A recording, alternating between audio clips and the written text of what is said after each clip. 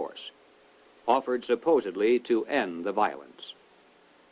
If those who seek world dominion can raise the specter of an enemy armed to the teeth with superior atomic weapons on the verge of launching a nuclear holocaust, and also offer world government as the prevention, then millions of Americans can be programmed to accept the loss of national sovereignty as our last best hope for peace. This is the meaning of pressure from above and below. To put over police-state measures at home, they need chaos, crime, and anarchy in the streets. To sell the idea of world government, they need the constant threat of nuclear war. Or, as they say in revolutionary circles, the real action is in the reaction. In 1968, Random House Incorporated published this book by James Coonan, The Strawberry Statement, Notes of a College Revolutionary.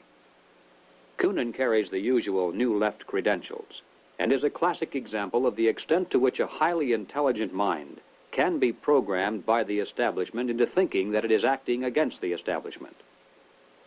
Coonan was one of the leading participants in the first student seizure of an American university, which occurred at Columbia in April of 1968.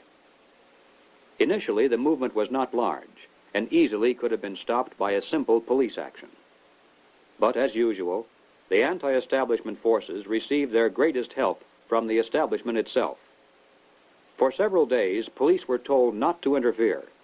Meanwhile, university officials groveled in the face of outrageous propaganda charges, and the media made national heroes of the rebelling students. MGM even made a movie out of Coonan's book. On page 130, Coonan wrote, "In the evening, I went up to the U to check out a strategy meeting. A kid was giving a report on the SDS convention. He said that at the convention, men from Business International roundtables, the meeting sponsored by Business International for their client groups and heads of government, tried to buy up a few radicals. They offered to finance our demonstrations in Chicago. We were also offered ESSO, or Rockefeller money.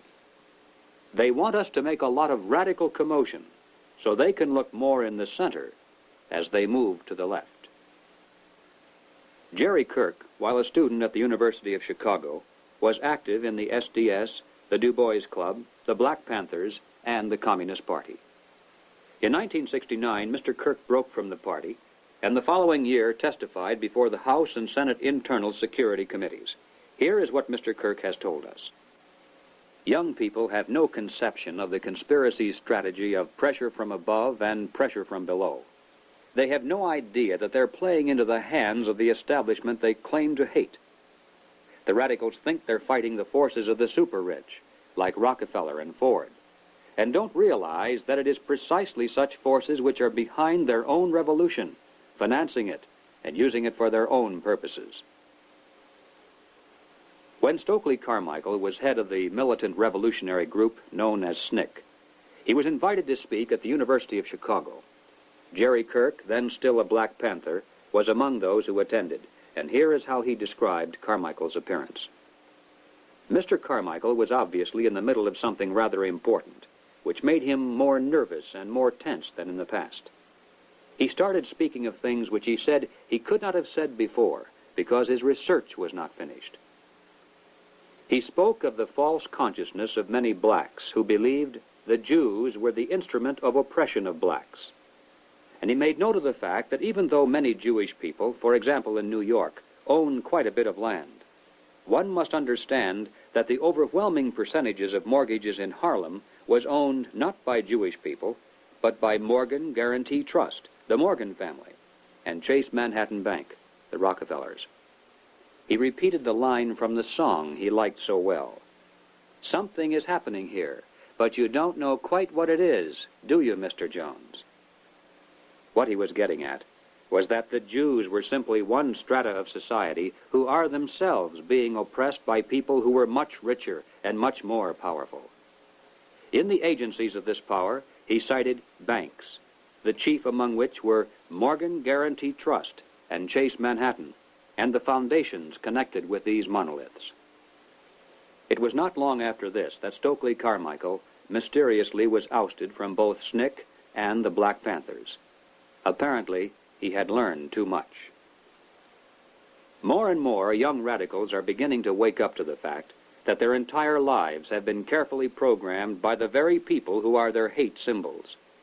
They're beginning to realize that their so-called anti-establishment outlook actually is the calculated product of the establishment press, the establishment communications media, the establishment entertainment industry, the establishment schools. Rich men's corporations publish and popularize revolutionary books and songs. Through advertising, rich men's businesses subsidize revolutionary magazines.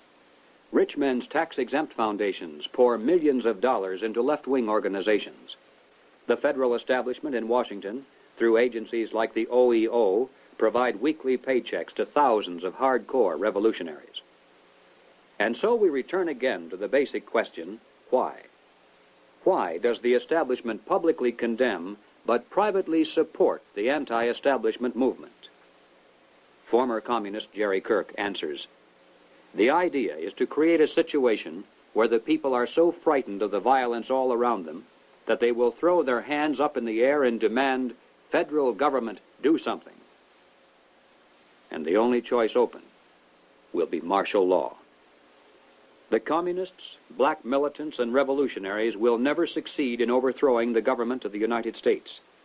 But unless they are stopped, they will scare the American people into accepting socialism from Washington and statist rule by the insiders of the establishment.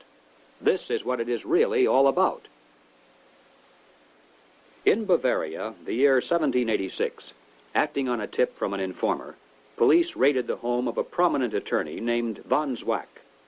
They seized documents and letters revealing that he was a high-ranking member of an extensive conspiracy called the Order of the Illuminati. Over the centuries, forms of the word Illuminati, meaning the enlightened ones, have been used by many secret sects and occult organizations.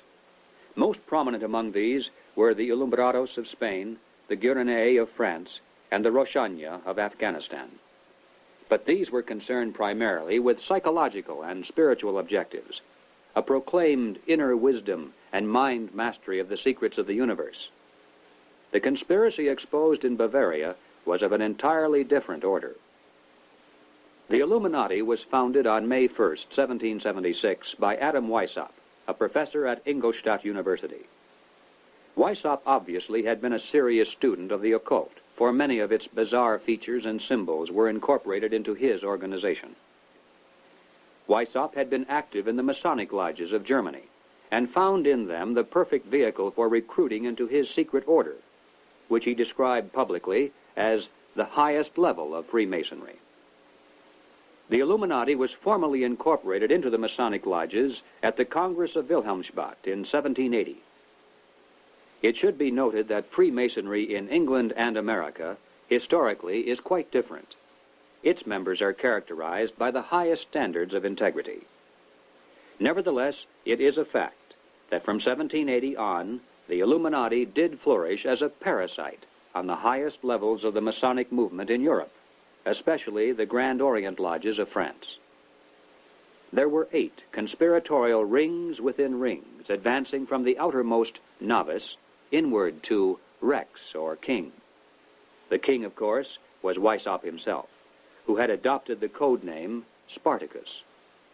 Those in the outer rings were told that the grand purpose of the order was to make of the human race, without any distinction of nation,